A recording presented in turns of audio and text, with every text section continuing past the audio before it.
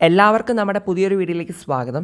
നമ്മളിന്ന് നോക്കാൻ പോകുന്നത് ഇനി വരുന്ന +2 സേ അല്ലെങ്കിൽ ഇംപ്രൂവ്മെൻറ്റ് എക്സാമിന് പൊളിറ്റിക്കൽ സയൻസ് എഴുതുന്നവർക്ക് വേണ്ടിയിട്ടുള്ള ഒരു വീഡിയോ ആണ് കേട്ടോ. അപ്പോൾ പൊളിറ്റിക്സിൽ നിന്ന് എല്ലാ ചാപ്റ്റേഴ്സിൽ നിന്നും ഇമ്പോർട്ടൻ്റ് ആയിട്ട് വരാൻ ചാൻസ് ഉള്ള എസ്സേ ക്വസ്റ്റ്യൻസ് ഏതൊക്കെയാണ്, അതായത് 8 മാർക്കിൻ്റെ എസ്സേ ചോദ്യങ്ങൾ ഏതൊക്കെയാണെന്നുള്ളതാണ് നമ്മൾ ഇന്നത്തെ ഈ ഒരു വീഡിയോയിലൂടെ പറയാനായിട്ട് പോകുന്നത്. ഇത് ചാപ്റ്റർ വൈസായിട്ട് പറഞ്ഞു പോയതിന് ശേഷം കഴിഞ്ഞ ഒരു 3 കൊല്ലങ്ങളിലായിട്ട് PYQസിൽ ചോദിച്ചിട്ടുള്ള എസ്സേ ക്വസ്റ്റ്യൻസ് ഏതൊക്കെയാണെന്ന് കൂടി നമ്മൾ നോക്കുന്നുണ്ട്. അപ്പോൾ എല്ലാവരും സബ്സ്ക്രൈബ് ചെയ്ത് ലൈക്ക് ചെയ്ത് വെച്ചിട്ട് കാണാനായിട്ട് ശ്രദ്ധിക്കുക കേട്ടോ. സോ ആദ്യം നമ്മൾ നോക്കുന്നത് politics in India since independence അഥവാ ഇന്ത്യൻ രാഷ്ട്രീയം സ്വാതന്ത്ര്യ മുതൽ എന്ന് പറയുന്ന ടെക്സ്റ്റ് ബുക്ക് ഉണ്ടല്ലോ. അപ്പോൾ ഈ ഒരു ടെക്സ്റ്റ് ബുക്കിനകത്തുള്ള ചാപ്റ്റേഴ്സിൽ നിന്നാണ് നമ്മൾ ആദ്യം നോക്കാനായിട്ട് പോകുന്നത്. ഓരോ ചാപ്റ്ററായിട്ട് നമുക്ക് നോക്കാം.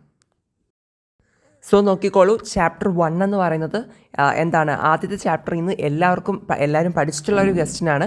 Partition of India, process and consequences എന്ന് പറയുന്നത്, അതായത് ഇന്ത്യയുടെ വിഭജനം, പ്രക്രിയകളും പ്രത്യാഘാതങ്ങളും. ഇത് ഭയങ്കര ഇമ്പോർട്ടൻ്റ് ആണ്. 8 മാർക്കിന് കണക്കാക്കി പഠിക്കാൻ ആരെങ്കിലും ഉണ്ടെങ്കിൽ നിങ്ങൾ പഠിച്ചു വെക്കണം, എല്ലാവരും മസ്റ്റായിട്ട്. വെരി ഇമ്പോർട്ടൻറ്റ് ക്വസ്റ്റ്യനാണ്. 8 മാർക്കിന് അഥവാ ഇൻ കേസ് ചോദിച്ചില്ല എന്നുണ്ടെങ്കിൽ 6 മാർക്കിൻ്റെ 5 മാർക്കിൻ്റെ ഷോർട്ട് എസ്സേ സെക്ഷനിൽ നമുക്ക് എക്സ്പെക്ട് ചെയ്യാവുന്ന ക്വസ്റ്റ്യനാണ് കേട്ടോ. ഉറപ്പായിട്ടും മെസ്സേജ് തന്നെ നമുക്ക് എക്സ്പെക്ട് ചെയ്യാം. എന്തായാലും കൃത്യമായിട്ട് ഇത് പഠിച്ചു വയ്ക്കുക, അത്രയ്ക്ക് ഇമ്പോർട്ടൻ്റ് ആയിട്ടുള്ള ഒരു. ഇനി നെക്സ്റ്റ് 4ാമത്തെ പാഠത്തിൽ നിന്നാണ് അടുത്ത എസ്സേ ക്വസ്റ്റ്യൻ ഉള്ളത് കേട്ടോ.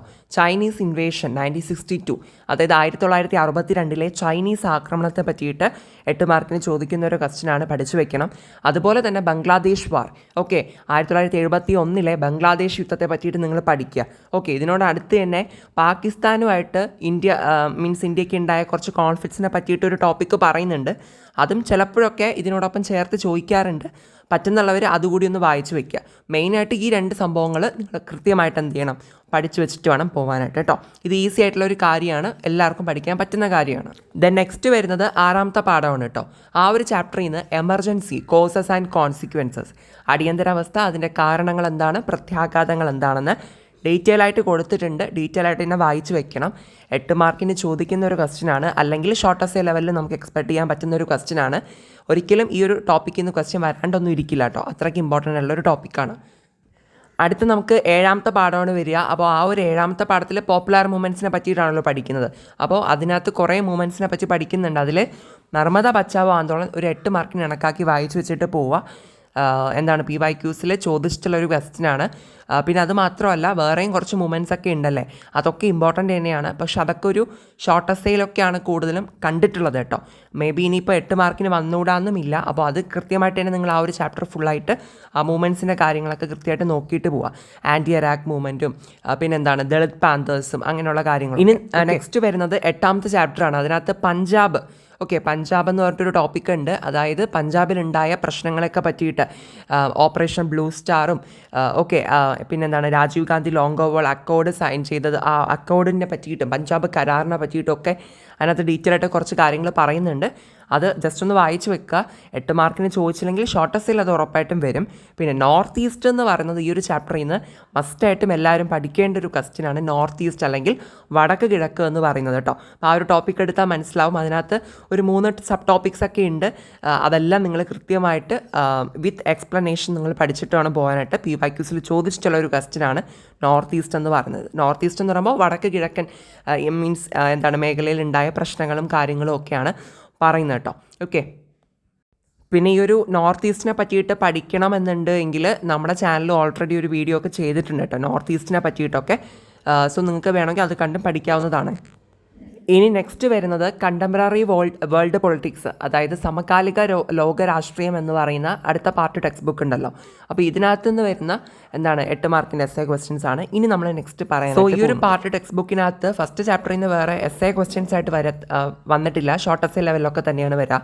Then chapter 2 the disintegration of Soviet യൂണിയൻ്റെ ശിഥിലീകരണം എന്ന് പറഞ്ഞിട്ട് ഒരു ടോപ്പിക് ഉണ്ട്, ഭയങ്കര ഇമ്പോർട്ടൻ്റ് ആണ്. ഇതിനകത്ത് സോവിയറ്റ് യൂണിയൻ തകരാനുള്ള കുറേ കാരണങ്ങളൊക്കെ പറയുന്നുണ്ട്. ഗോർബച്ചേവിൻ്റെ പരിഷ്കാരങ്ങളെ പറ്റിയിട്ടും, പിന്നെ ദേശീയത അല്ലെങ്കിൽ നാഷണലിസം ഉദയം ചെയ്തതിനെ പറ്റിയിട്ടും, രാഷ്ട്രീയപരമായിട്ടുള്ള കാരണങ്ങളുണ്ട്, എക്കണോമിക് ആയിട്ടുള്ള കാരണങ്ങളുണ്ട്.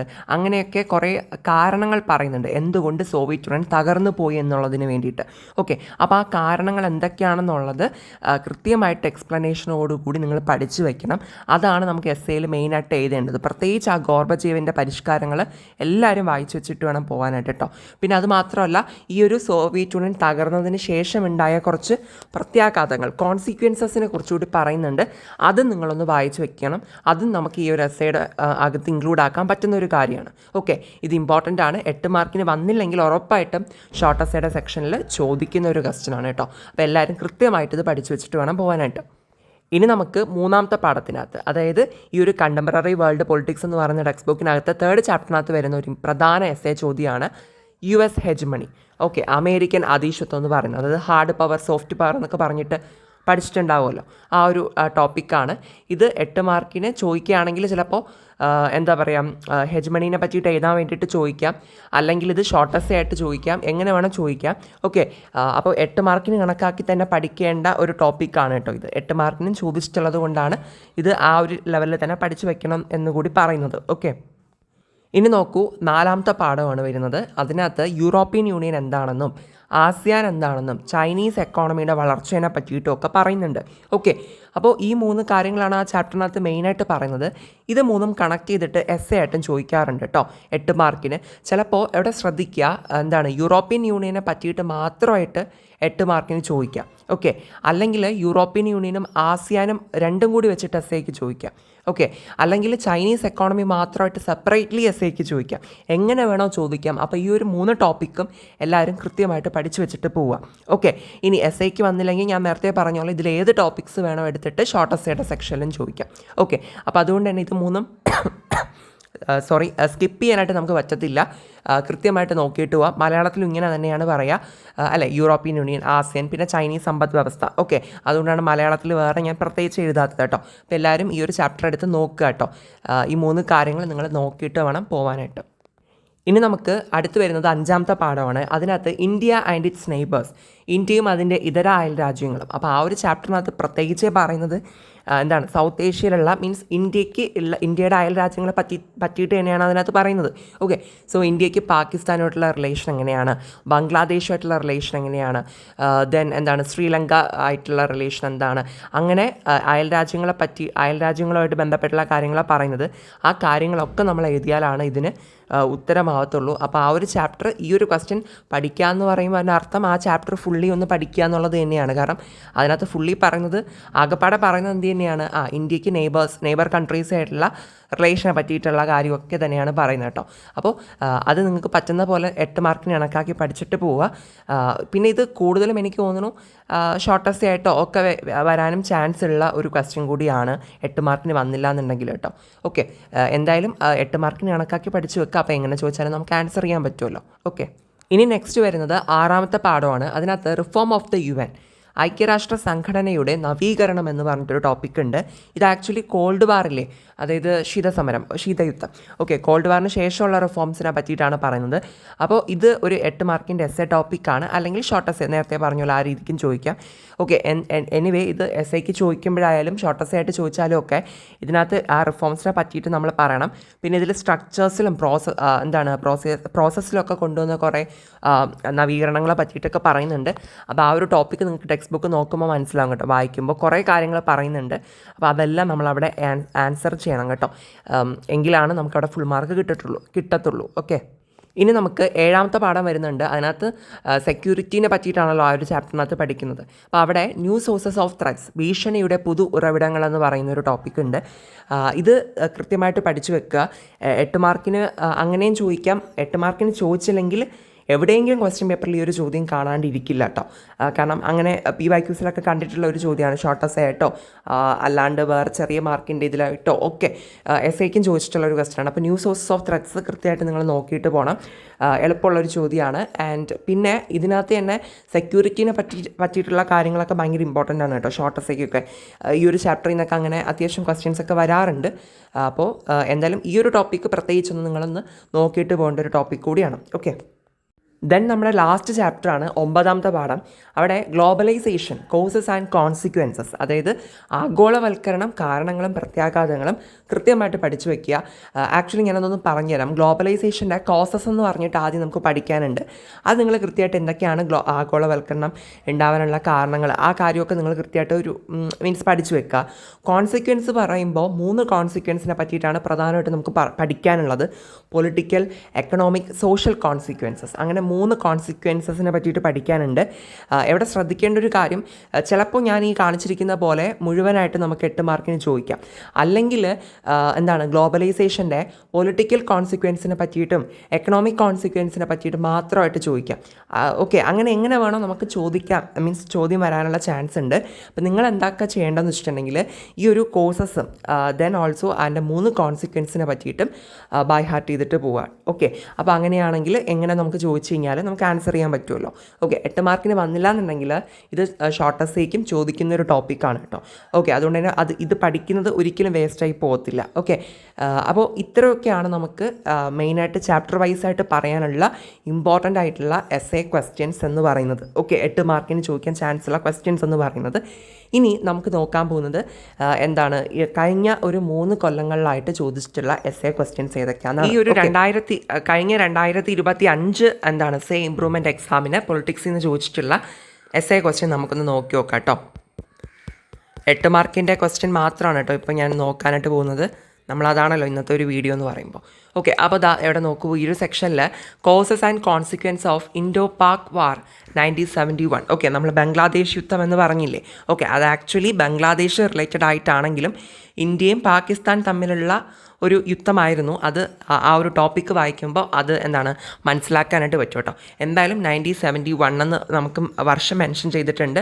സോ എന്തായാലും നമ്മൾ ആ ഒരു ബംഗ്ലാദേശ് യുദ്ധത്തെ പറ്റിയിട്ടാണ് ഇവിടെ എഴുതേണ്ടത്. ഓക്കെ, പിന്നെ causes of disintegration of Soviet union. Okay, ഇത് കഴിഞ്ഞ കൊല്ലം ചോദിച്ചിട്ടുണ്ട് കേട്ടോ. ഇനി അതിൻ്റെ 3ാമത്തെ ചോദ്യം, 3 issues dominate the politics of north east India. ഞാൻ പറഞ്ഞല്ലോ നോർത്ത് ഈസ്റ്റ് ഇമ്പോർട്ടൻ്റ് ആണെന്ന് പറഞ്ഞല്ലോ. അതിനകത്ത് ഞാൻ പറഞ്ഞല്ലോ കുറച്ച് സബ് ടോപ്പിക്സ് ഉണ്ടെന്ന്. ഇത് 3 demand for autonomy, secessionist movements against outsiders എന്നൊക്കെ പറഞ്ഞിട്ട്. ഓക്കെ, അപ്പോൾ നമ്മൾ എന്ത് ചെയ്യണം, ഈ ഓരോ ടോപ്പിക്സിനെയും നമ്മൾ എലാബറേറ്റ് ചെയ്ത് എഴുതിയാലാണ് അവിടെ 8 മാർക്ക് നമുക്ക് കിട്ടുക. ഓക്കെ, അപ്പോൾ മലയാളത്തിൽ കൂടി നമുക്കൊന്ന് പറഞ്ഞു വരാം. 1971 ഇന്ത്യ പാകിസ്ഥാൻ യുദ്ധത്തിൻ്റെ കാരണങ്ങളും അനന്തരഫലങ്ങളും വിവരിക്കുക. സോവിയറ്റ് യൂണിയൻ്റെ ശിഥിലീകരണത്തിൻ്റെ കാരണങ്ങൾ വിവരിക്കുക. പിന്നെ വടക്ക് കിഴക്ക് ഇന്ത്യയിലുള്ള പ്രശ്നങ്ങളെ പറ്റിയിട്ട്, അതായത് സ്വയം ഭരണത്തിന് വേണ്ടിയുള്ള ആവശ്യം, വിഘടനവാദ പ്രസ്ഥാനങ്ങൾ, പുറത്തു നിന്നുള്ളവർക്കെതിരെയുള്ള പ്രക്ഷോഭം. ഓക്കെ, അപ്പോൾ ഈ ഒരു കഴിഞ്ഞ കൊല്ലം ഇത് 3 8 മാർക്കിന് ചോദിച്ചിട്ടുള്ളത്. ഓക്കെ, ഇനി നമ്മൾ നോക്കുന്നത് 2024 ഏതൊക്കെയാണ് ചോദിച്ചിട്ടുള്ളത് എന്നുള്ളൊരു കാര്യമാണ്.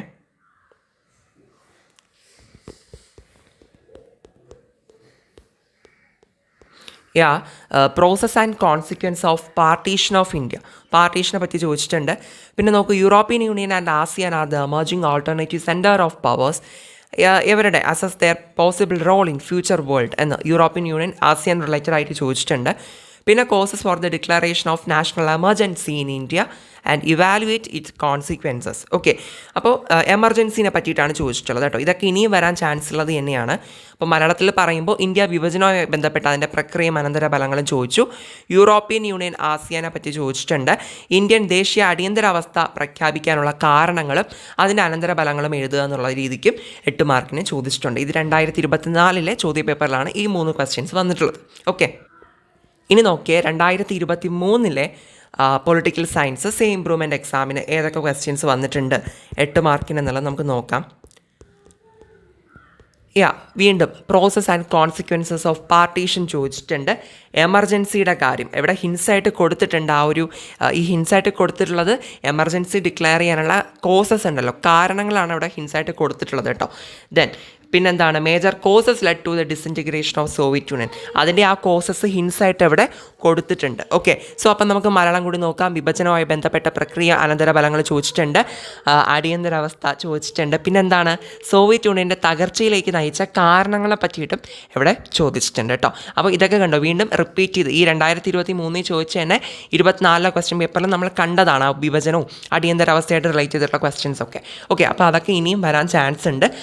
സോ കണ്ടില്ലേ, പറഞ്ഞില്ലേ ഞാൻ പറഞ്ഞ ആ ടോപ്പിക്സൊക്കെ നിങ്ങൾ നോക്കിയിട്ട് പോവുകയാണെങ്കിൽ 8 മാർക്കിൻ്റെ സെക്ഷനിൽ നിന്നൊക്കെ നമുക്ക് വരുമ്പോൾ നല്ല രീതിക്ക് തന്നെ അവിടെ നിന്ന് എന്താ പറയുക ഫുൾ മാർക്ക് നമുക്ക് സ്കോർ ചെയ്യാൻ പറ്റും. ഓക്കെ, പിന്നെ പൊളിറ്റിക്സിൻ്റെ ഒരു പ്രത്യേകത എന്ന് വെച്ചിട്ടുണ്ടെങ്കിൽ നിങ്ങൾ ഈ ഒരു എസ്ഐ ടോപ്പിക്സൊക്കെ എടുത്ത് നോക്കുമ്പോൾ തന്നെ അതിനകത്ത് കുറേ കാര്യങ്ങൾ പറയുന്നുണ്ട്. ഓക്കെ, നമുക്ക് അത്യാവശ്യം കുറേ കാര്യങ്ങൾ വായിക്കാനുണ്ട്. പക്ഷെ നമ്മൾ അത് മനസ്സിലാക്കി പഠിക്കുകയാണെങ്കിൽ അത് ഭയങ്കര ഈസിയാണ്.